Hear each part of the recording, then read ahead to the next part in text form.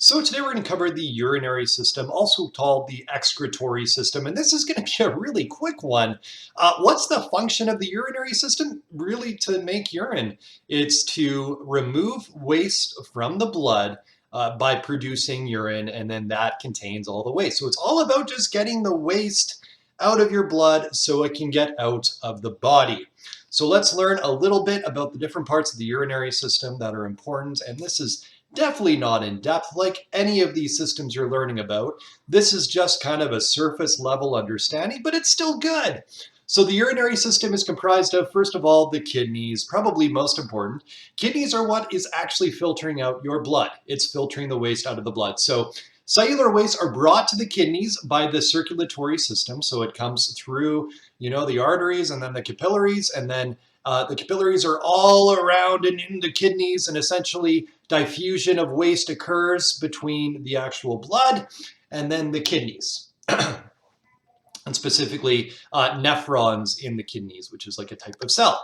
So these kidneys filter the blood to remove the waste, and then urine is formed from the wastes your kidney filters. So the kidney is the actual thing that is doing the filtering of the waste. And of course, you have two kidneys, right? Which is why people can donate a kidney and still be okay, because they have a second kidney that can remove the waste from blood that builds up over time.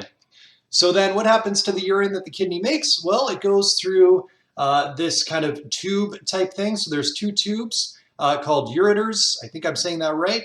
And the ureters are thin tubes that connect the kidneys to the bladder. So basically the urine goes through there, and then once it makes it to the bladder from the ureters, then it's just kind of hanging out in the bladder. Now the bladder itself stores the urine up to 400 to 600 mils max in an adult. That's how much urine it can actually hold.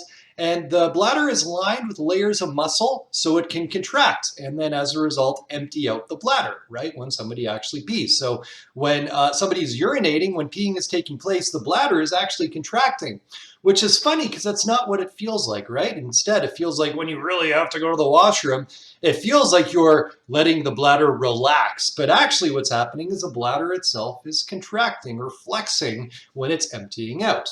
So when urinating, sphincters or valves open and the muscle contracts in order to empty the bladder. The last part to learn about here is the urethra, and urethra is just the tube that comes from your bladder and then allows the urine to exit your body. And that's really it. So we have the kidneys, the filter, right? We have the ureters, the kind of, I don't know, we want to call them hoses or tubes that connect to the bladder. We have the bladder that has muscle around it. And finally, we have the urethra, which takes the urine to the outside world. Okay, that's all. That's the urinary system. Have a good rest of your day.